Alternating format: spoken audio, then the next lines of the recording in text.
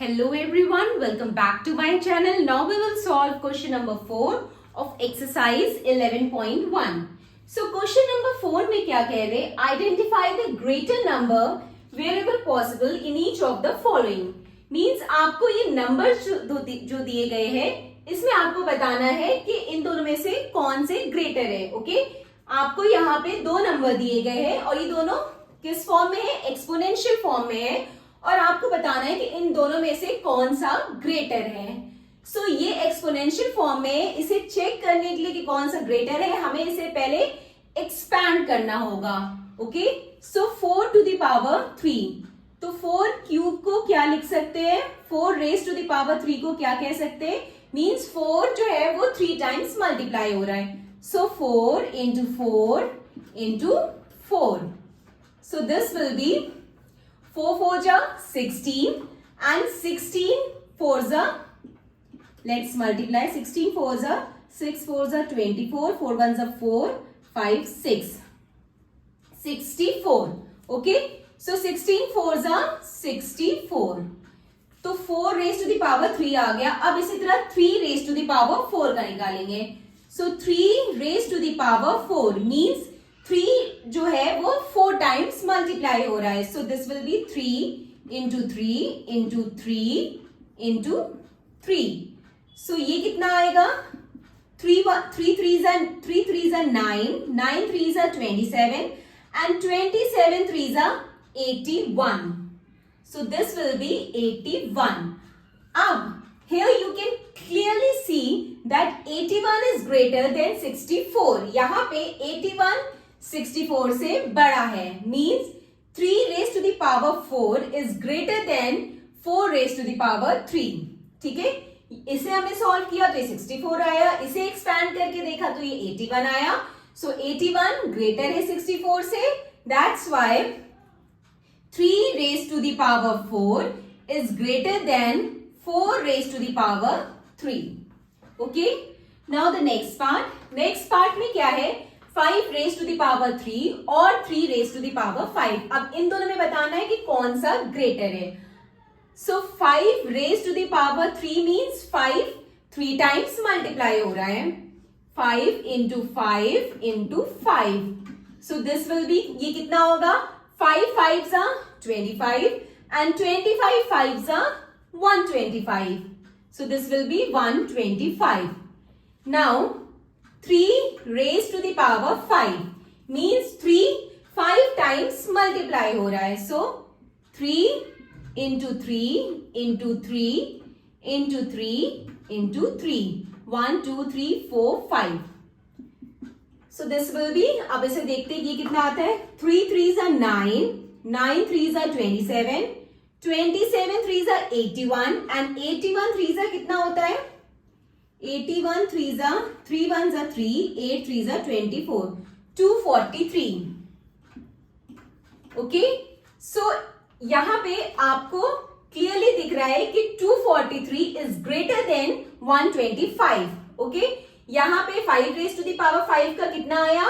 Expand करने पे 125 and 3 raise to the power 5 को एक्सपैंड करने पे कितना आया?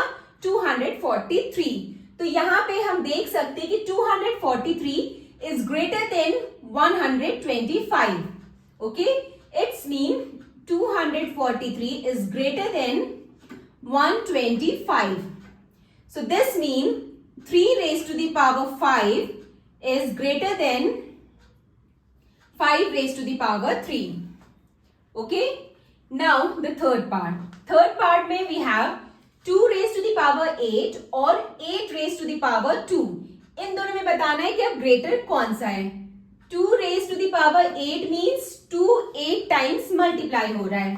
So 2 into 2 into 2 into 2 into 2 into 2, 1 2 3 4 5 6 into 2 into 2, 1 2 3 4 5 6 7 8. Okay, अब इसे मल्टीप्लाई करते हैं. 2 2s are 4, 4 2s are 8, 8 2s are 16, 16 2s are 32, 32 2s are 64 and 64 2s are कितना होता है? 64 टू जा होता है 4 टू जा 8 128, देन 128 टू जा कितना होगा 128 को 2 से करेंगे तो 8 टू जा 16, 2 टू जा 4, 5 2 1 जा 256, तो इसका आ जाएगा 256। अब 8 स्क्वायर का 8 square means 8 into 8, so this will B 8 8 जा क्या होता है 64 होता है। तो यहाँ पे 2 रेज टू द पावर 8 को जब हमने एक्सपैंड करके देखा तो कितना वैल्यू आया इसका 256, एंड 8 स्क्वायर को जब एक्सपैंड किया तो इसका वैल्यू कितना आया 664।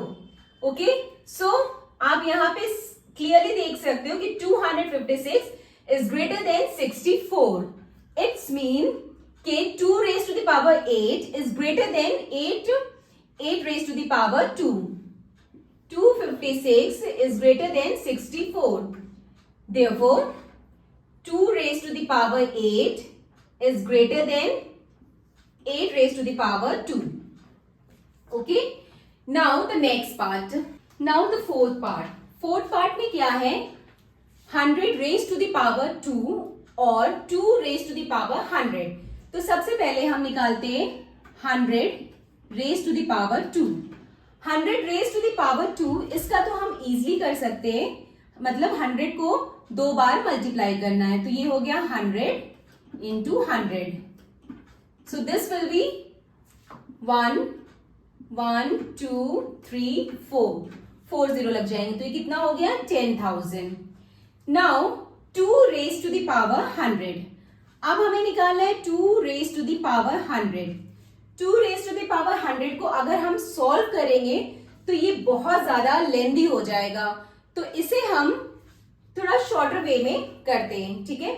सो 2 रेज टू द पावर 100 को हम क्या लिख सकते हैं 2 raise to the power 10 and raise to the power 10। Okay, इसको ऐसे लिख सकते हैं, आप लोग ने वो लॉ पढ़ा है पावर ऑफ अ पावर, ठीक है, लॉ ऑफ एक्सपोनेंट्स में आप लोग ने पढ़ा है पावर ऑफ अ पावर, ठीक है। 2 raise to the power 10, then इनकी भी पावर 10। ओके, तो अगर इसको इस केस में क्या होते हैं पावर्स मल्टीप्लाई हो जाते हैं, तो 10 इंटू 10 100, तो 2 रेज टू द पावर 100 को हम इस फॉर्म में भी लिख सकते हैं। ओके, तो इसमें क्या करेंगे सबसे पहले हम 2 रेज टू द पावर 10 की वैल्यू निकालेंगे। सो 2 रेज टू द पावर 10 ये कितना होता है, 2 को हमें 10 टाइम्स मल्टीप्लाई करना है, तो 2 into 2 into 2 into 2 into 2 into 2 into 2 into 2 into 2 into 2 1 2 3 4 5 6 7 8 9 10 times हमें 2 को मल्टीप्लाई करना है, तो ये कितना आ जाएगा। अब इसे सॉल्व करते हैं, 2 2 जा 4 4 2 जा 8 8 2 जा 16 16 2 जा 32 32 2 जा 64 एंड 64 2 जा कितना हुआ 128। 64 2 जा कितना 4 2 जा 8 6 2 जा 12 128। 64 2 जा 128, देन 128 2 जा